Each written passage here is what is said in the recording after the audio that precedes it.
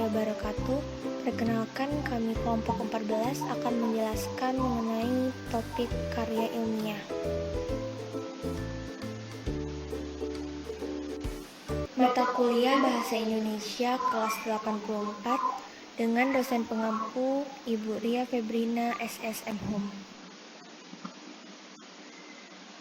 Dengan anggota kelompok Amelia Septiani Faustin, Suci Andriani, dan Maya Sofiana.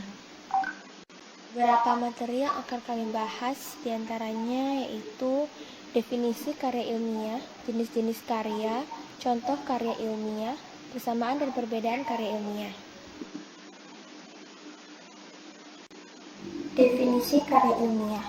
Karya ilmiah adalah suatu karya tulis yang dibuat untuk memecahkan suatu permasalahan dengan landasan teori dan metode-metode ilmiah.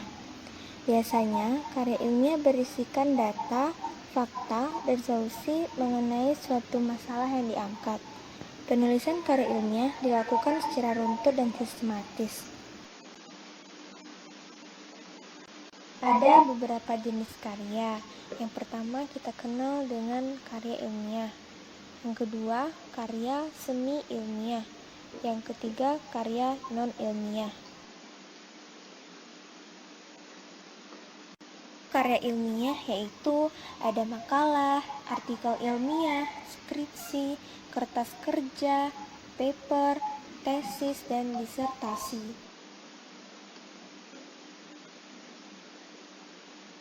Yang pertama, makalah.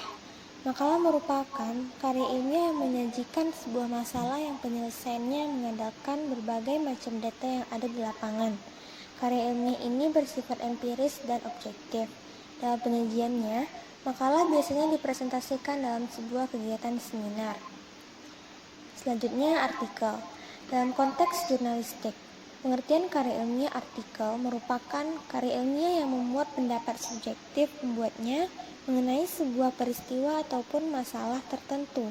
Sedangkan jika dipandang dari sudut pandang ilmiah, artikel dapat diartikan sebagai karya tulis yang sengaja dirancang untuk dimuat dalam jurnal ataupun kumpulan artikel yang dibuat dengan memperhatikan kaidah penulisan ilmiah dan mengikuti pedoman ilmiah yang berlaku.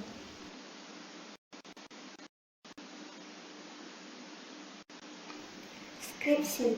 Skripsi merupakan karya ilmiah yang dibuat oleh mahasiswa untuk bisa mendapatkan gelar sarjana atau S1. Skripsi memuat tulisan berisi pendapat penulis dengan mengacu ataupun berdasarkan teori yang telah diterbitkan sebelumnya. Kertas kerja. Kertas kerja atau work paper pada dasarnya sama dengan makalah, namun dibuat dengan analisis yang lebih mendalam dan tajam, serta dipresentasikan pada seminar atau lokakarya yang biasanya dihadiri oleh ilmuwan. Paper. Paper adalah sebutan khusus untuk makalah di kalangan mahasiswa dalam kaitannya dengan pembelajaran dan pendidikannya sebelum menyelesaikan jenjang studi diploma, S1, S2, dan atau S3. Sistematika penulisannya pun sama dengan artikel dan makalah, tergantung panduan yang berlaku di perguruan tinggi yang bersangkutan. Selanjutnya, tesis.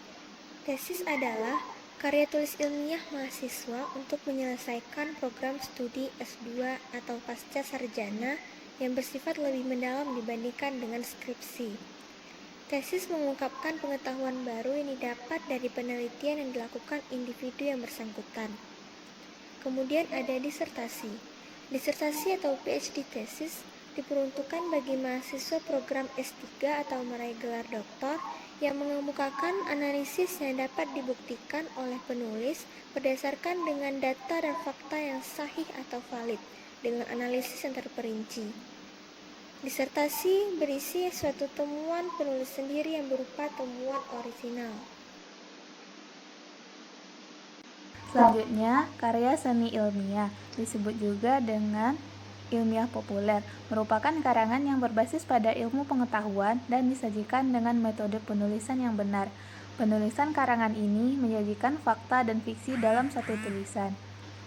Ada beberapa jenis karya seni ilmiah, yaitu artikel, editorial, fitur, resensi, dan opini.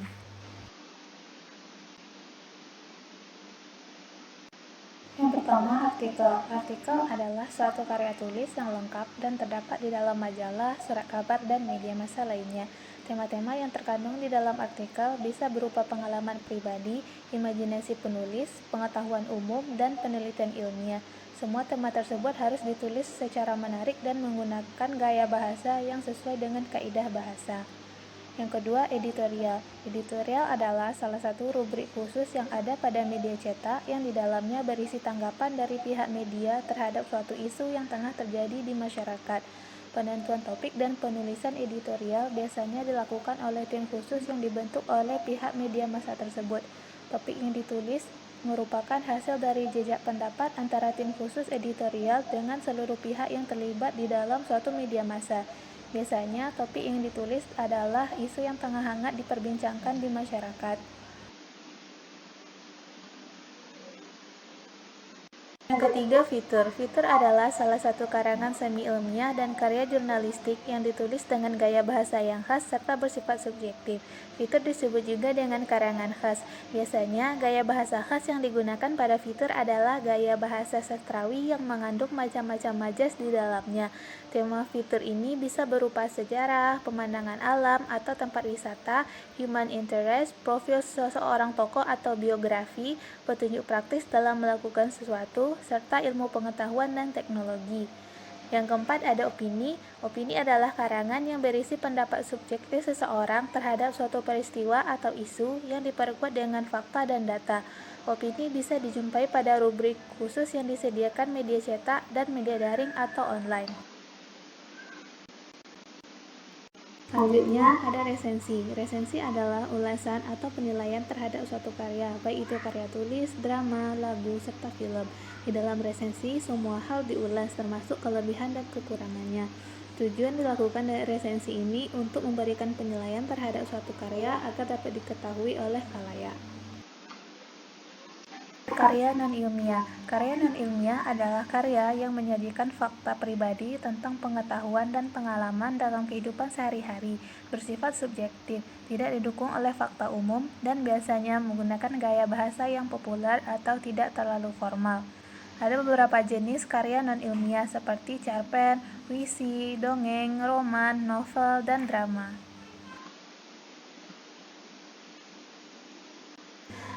Yang pertama, puisi. Puisi merupakan suatu bentuk sastra yang menggunakan bahasa yang estetis dan seringkali berirama, seperti fonestetik, simbolisme bunyi, dan meter untuk membangkitkan makna tersirat selain atau untuk menggantikan makna yang biasa-biasa saja atau makna tersurat.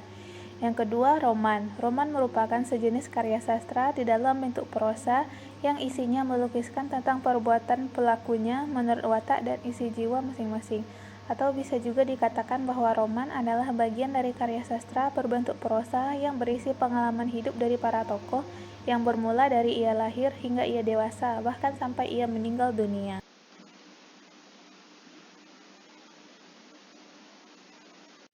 Yang ketiga, cerita pendek. Cerita pendek atau yang sering juga disebut dengan cerpen adalah sebuah prosa fiksi yang biasanya dapat dibaca dalam satu kali duduk dan berfokus pada insiden yang berdiri sendiri atau rangkaian insiden terkait dengan maksud untuk membangkitkan efek tunggal atau suasana hati.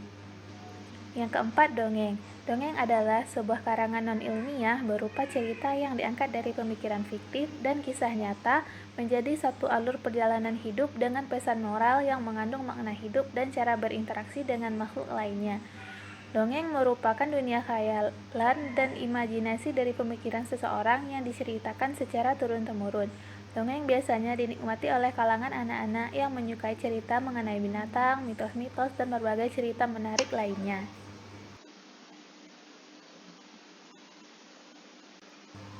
Yang kelima, novel. Novel adalah karya fiksi naratif yang relatif panjang, biasanya ditulis dalam bentuk prosa dan diterbitkan sebagai buku. Novel juga dapat diartikan sebagai karya naratif dari prosa fiksi yang menceritakan tentang pengalaman manusia tertentu dalam waktu yang cukup lama. Yang keenam, drama. Drama adalah penggambaran peristiwa fiksi atau non-fiksi melalui dialog tertulis, baik prosa maupun puisi. Drama dapat ditampilkan di atas panggung, film, atau radio.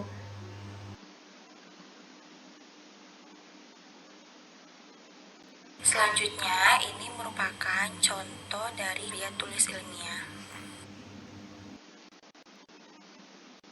Selanjutnya, persamaannya terdapat pada metode ilmiah yang digunakan, yaitu sistematis, menyajikan data, netral, dan objektif. Selanjutnya yaitu perbedaan karya ilmiah, semi ilmiah, dan non-ilmiah. Yang pertama, berdasarkan sistematika. Karya ilmiah menggunakan metode penulisan ilmiah, yaitu memenuhi kaidah penulisan yang baku, metode sistematis, dan diakui masyarakat keilmuan. Untuk semi ilmiah itu tidak terikat dengan metode penulisan ilmiah, tetapi tetap sistematis. Sedangkan untuk non-ilmiah itu tidak menggunakan metode penulisan ilmiah. Kedua, berdasarkan diksi atau pilihan kata, karya ilmiah menggunakan bahasa yang konkret, gaya bahasa denotatif dan formal, menggunakan kata-kata teknis, menggunakan kata baku. Untuk semi ilmiah itu menggunakan bahasa yang konkret, gaya bahasa formal dan populer, mengesampingkan kata-kata teknis. Sedangkan untuk non-ilmiah, bahasanya bisa konkret dan abstrak, gaya bahasanya konotatif dan populer, boleh menggunakan kata baku dan tidak baku. Selanjutnya, berdasarkan ejaan, karya ilmiah menggunakan ejaan yang baku sesuai dengan PUEB. Sedangkan semi ilmiah itu menggunakan ejaan yang baku sesuai dengan PUEB, dan non-ilmiah itu menggunakan ejaan yang sesuai dengan PUEB tetapi lebih longgar.